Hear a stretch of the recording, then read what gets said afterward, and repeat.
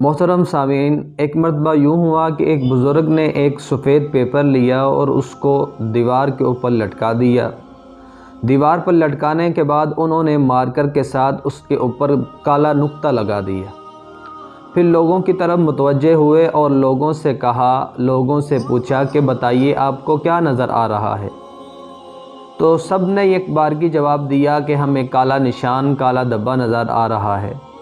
بزرگ نے بڑے ہی تعجب سے کہا کہ کمال کی بات ہے، آپ کو اتنا بڑا سفید پیپر نظر نہیں آیا، آپ کو یہ کالا نقطہ نظر آ گیا ہے۔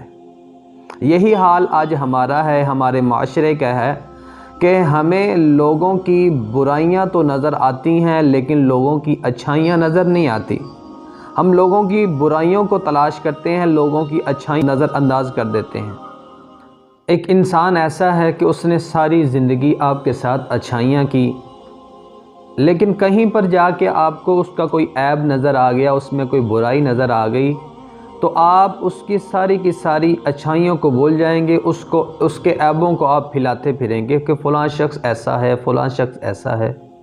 جبکہ جناب نبی کریم صلی اللہ علیہ وسلم نے ارشاد فرمایا، جس کا مفہوم ہے کہ جو انسان دنیا کے اندر کسی کے عیبوں کے اوپر پردہ ڈالے گا، کل قیامت کے دن اللہ رب العزت اس کے عیبوں کے اوپر پردہ ڈالے گا۔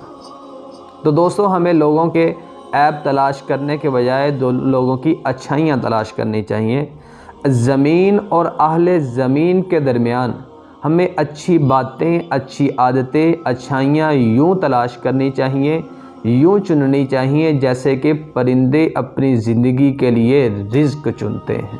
سبحان اللہ والحمد للہ۔